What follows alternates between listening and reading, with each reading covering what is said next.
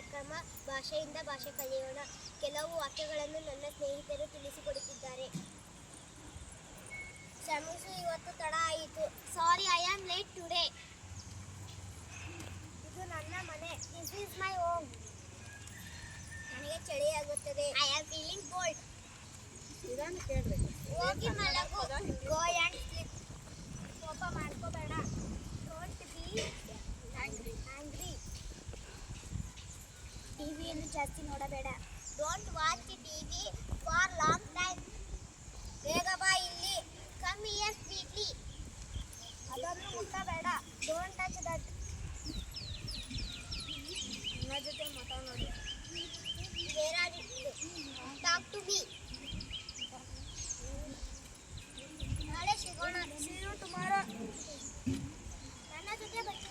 Come with me. ಇದನ್ನು ತಗೋ. Take it.